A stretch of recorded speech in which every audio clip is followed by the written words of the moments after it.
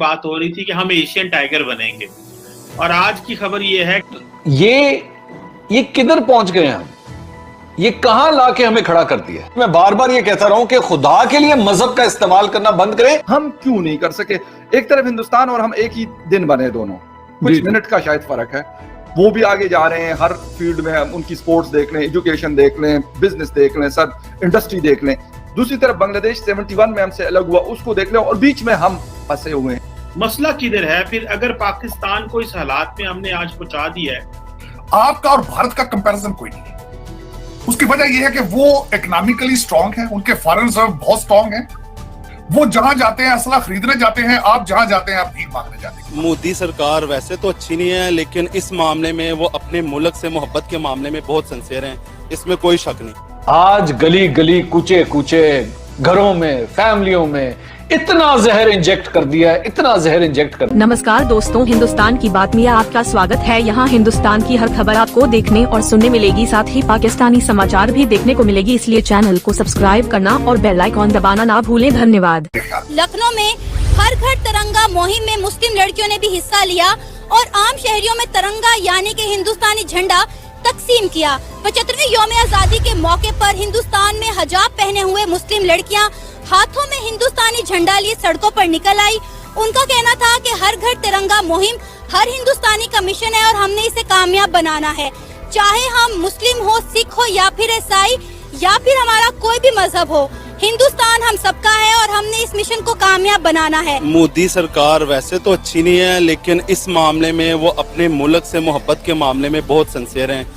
तो हमने बचपन से देखा है उनके फिल्मों में, ड्रामों में, वो बहुत ही अपनी जो है ना मुल्क से मोहब्बत करते हैं, और हम शायद इसी वजह से। इमरान खान साहब जब से ऑपोजिशन में गए हैं, इन्होंने भारत की तारीफ करनी शुरू कर दी है, भारत की खारजा पॉलिसी की तारीफ करनी शुरू कर दी है।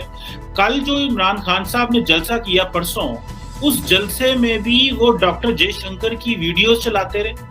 अब पाकिस्तान में तो अगर आमतौर पे अगर कोई पॉलिटिशियन, इंडियन पॉलिटिशियन या इंडियन फॉरेन मिनिस्टर की कामयाब खारजा पॉलिसी की तस्वीरें लगाए तो अब तक तो उसको गद्दार करार दे दिया जाता है। लेकिन ये अपनी अवाम को बता रहे थे, अपने जलसे में डॉक्टर जयशंकर की वीडियोस लगा के ये बताते हैं कि भाई कितनी कामयाब खारजा पॉलिसी है, देखो वो दुनिया को किस तरह जवाब देते हैं। चीमा साहब, इससे 3-4 किस्म के इशारे मिलते हैं। एक तो ये इशारा मिलता है कि ये आप हमारी एस्टेब्लिशमेंट और न्यूट्रल्स के जख्मों पे नमक छिड़कने वाली बात एक।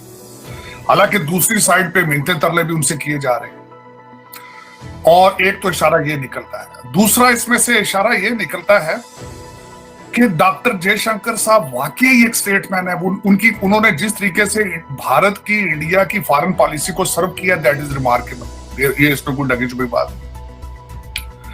और दूसरा, खान साहब जो इसमें से जो निकल रहा है, तीसरी बात कि खान साहब जो है वो समझते हैं कि भारत इस रीजन में, और उनकी तारीफें करके शायद अमेरिका के नजदीक जाना चाहते हैं, क्योंकि इस वक्त अमेरिका की लॉबी भी हायर कर चुके हैं इस फ्लेवर। लेकिन एक बात यहां से बिल्कुल खास साहब भूल जाते हैं, जो बहुत टेक्निकल बात है। आपका और भारत का कंपैरिजन कोई नहीं है। उसकी वजह यह है कि वो इकोनॉमिकली स्ट्रांग है, उनके फॉरेन रिजर्व बहुत स्ट्रांग है। वो जहां जाते हैं असला खरीदने जाते हैं, आप जहां जाते हैं आप भीख मांगने जाते हैं। आप खुदा रहा, उनसे कंपैरिजन आपका नहीं हो सकता। मोईद यूसुफ और हर एक ने आपको बताया है कि जब तक पाकिस्तान मुआशी तौर पर आजाद नहीं हो सकता, आजाद foreign policy is impossible to achieve. लेकिन आप मुसलसल कौम को गलत इशारे देते हैं। एक तरफ हकीकी आजादी का इशारा देते हैं, एक तरफ कहते हैं अमेरिका की आजादी से, गुलामी से अच्छा था पाकिस्तान बनता ही ना, दूसरी तरफ अमेरिका में लॉबी फर्म हायर कर लेते हैं।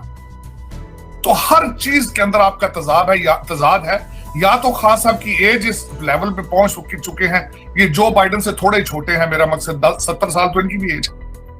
17 कहते ना, तो पता है ना 17 कोई उसको 70 साल के बंदे को कोई पता नहीं होता। आहिस्ता आहिस्ता उसकी जो है इशारे खुदा से ऊपर की तरफ जो उठने शुरू हो जाते हैं। अक्सर खास साहब कहते हैं कि कब्र में जाके फरिश्तों को जवाब क्या देना, क्योंकि 70 साल की एज में आपको फिर जन्नत दोज़ नजर आना शुरू हो जाती है। तो एक तो खान साहब को बिल्कुल पता नहीं चलता कि पिछली स्पीच में मैंने क्या कहा था, और उसी तनाजर के साथ इनके कल 100 मिनट की इन्होंने स्पीच कल दी है, और उसमें एक भी नई बात नहीं। 4 डेफिनेशंस गुलामी की कर दी और 4 डेफिनेशंस इन्होंने खौफ की कर दी, जिसकी कोई जरूरत ही नहीं थी। इररेलेवेंट। कि इमरान खान ने फौज को, एस्टैब्लिशमेंट को क्रिटिसाइज करना बंद कर दिया है। इट मींस कि इनके कोई बैकडोर जो है वो राब्ते शुरू हो गए हैं, या कोई बैकडोर चीजें जो हैं वो इमरान खान साहब की चल रही हैं। दूसरी तरफ जब ये इंडिया की तारीफें करती हैं तो फौज को गुस्सा तो बहुत लगता है, रैंक एंड फाइल को, लेकिन फिर भी वो फौज जो है वो समझती है कि हम इमरान खान के बाद उस लोअर रैंक्स की बात कर रहा हूँ, हायर रैंक्स की बात नहीं कर रहा, एक बड़ा तबका इनको सपोर्ट करता है। और ये भी जरा बताएं कि अभी तो चलो ठीक है, ये फौज की इन्होंने तनकीद करनी बंद कर दी है। जब फौज इन्हें कहती थी इंडिया के साथ जो है वो बात करो, तब ये करते नहीं थे। अभी ये तारीफें करते हैं कि भाई आप जो है वो इतनी क्रिटिसिज्म जो कर रहे हैं, क्योंकि अभी जो बात ही इन्होंने शहीदों पे भी क्रिटिसिज्म किया। 3 स्टार जनरल जिसका हेलीकॉप्टर गिरा, इन्होंने कहा कि ये रजीम चेंज में इन्वॉल्व थे, इनके लोगों ने ये इल्जाम लगाए। तो अभी ये आप क्या समझते हैं, डर गए हैं एस्टैब्लिशमेंट से कि बड़ा प्रेशर आया है, इनके जो चीफ ऑफ स्टाफ भी अंदर है, या कि आप समझते हैं कि कोई बैकडोर चल रही है चीजें? नहीं, बैकडोर चैनल मेरे ख्याल में तो पहले भी कभी बंद हुए नहीं थे। उसकी वजह यह कि बात होती रहती है। और बिल्कुल आपने सही फरमाया कि चौधरी परवेज लाई की भी अगले दिन मेरे ख्याल में किसी से मीटिंग हुई है, और बड़ी सेंसिटिव मीटिंग हुई है, और उन्होंने मैसेजेस पास ऑन किए हैं हमारी एस्टेब्लिशमेंट को, इमरान खान साहब को। और इस वक्त they are on a back foot. उसकी वजह यह है कि इन्होंने एक दफा नहीं, हजारों दफा रेड लाइन क्रॉस की। तो मेरे ख्याल में जो सिग्नल एस्टेब्लिशमेंट ने भेजे हैं कि एनफ इज एनफ, मेरे ख्याल में उससे सॉफ्टवेयर थोड़ी अपडेट हुई है की वजह से ना वो जो इतनी गालियां गलोच हर वक्त मीर जाफर, वो थोड़ी सी उसमें ब्रेकें लगी हैं, लेकिन जो डैमेज हैज बीन डन हुए, हमारे हिंदुस्तान से 4 जंगें हुई, अभी भी ताल्लुकात खराब हैं।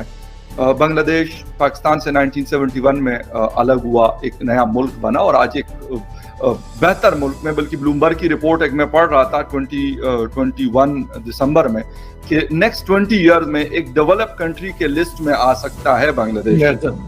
ठीक है यस। तो मतलब मुझे ये आपसे पूछना है कि सर हम क्यों नहीं कर सके? एक तरफ हिंदुस्तान और हम एक ही दिन बने, दोनों कुछ मिनट का शायद फर्क है। वो भी आगे जा रहे हैं हर फील्ड में, हम उनकी स्पोर्ट्स देख लें, एजुकेशन देख लें, बिजनेस देख लें, सब इंडस्ट्री देख लें। दूसरी तरफ बांग्लादेश 71 में हमसे अलग हुआ, उसको देख लें, और बीच में हम फंसे हुए हैं। वजह क्या है सर? हम क्या, मतलब हमारी कोई पॉलिसी नहीं है? मैंने तो ये कई चैनल्स में ये मैं कह चुका हूं कि अगर आप एक आइडियोलॉजिकल स्टेट है ना, तो you have already shot yourself in the foot. क्योंकि आइडियोलॉजिकल स्टेट जो है एक पैरामीटर के अंदर ही अपनी सारी चीजें सोचती है ना, अपनी डिफेंस पॉलिसी भी, अपनी ट्रेड पॉलिसी भी। अब ये ट्रेड पॉलिसी पाकिस्तान की कि इंडिया से हमने ट्रेड ही नहीं करनी, एग्जैक्टली ये किसे सबसे ज्यादा हार्म कर रही है? पाकिस्तान को कर रही है ना। एग्जैक्टली आप मानते हैं इस बात को? बिल्कुल एग्री सर। तो फिर हम कहां, आप और मैं क्या कर सकते हैं? So the problem is always who is running Pakistan. कभी कोई कहता है एस्टेब्लिशमेंट, कभी कोई कहता है डीप स्टेट, कभी कोई कहता है कि इनके तो स्ट्रिंग्स बाहर से कहीं से कोई पुल करता